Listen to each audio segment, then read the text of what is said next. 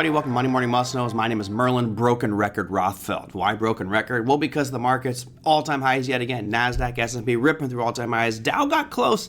And the Russell, well, we'll worry about the Russell maybe in a couple of months. Anyway, we have a lot of things to talk about for the upcoming trading week, so let's get started. Of course, as you know, I'm going to start with the earnings calendar because there still are some earnings that are rolling in. There are 431 companies to be precise. Nothing on Monday, but Tuesday brings you CrowdStrike, Target, Ross Stores, the EV Darling Company, which is not doing so well recently, NEO, and Nordstrom's. Wednesday, you've got JD.com and Dollar Tree. Thursday, you've got Broadcom, Costco, Marvell Technologies, Kroger, and DocuSign. And that, my friends, is pretty much it for your earnings week. Again, 431 companies. Some of those might be market movers for your portfolio, but be careful, as we state every week on this program.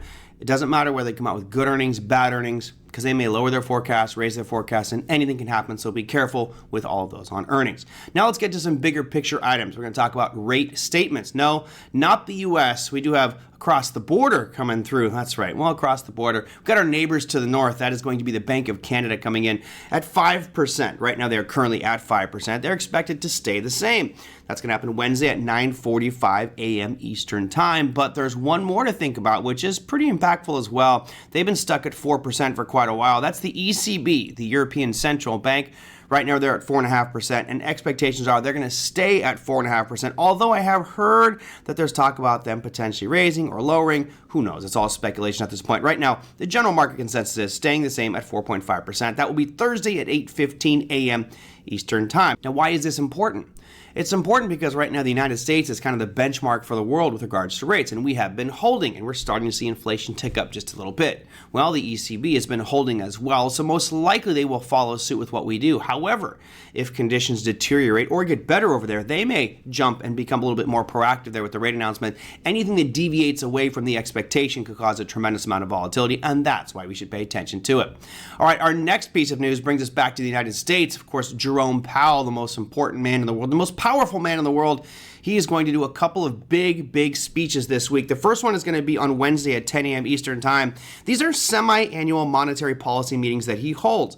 The first one, again, is Wednesday. That will be in front of the House Financial Services Committee. And then the next day, on Thursday, he goes in front of the Senate Banking Committee.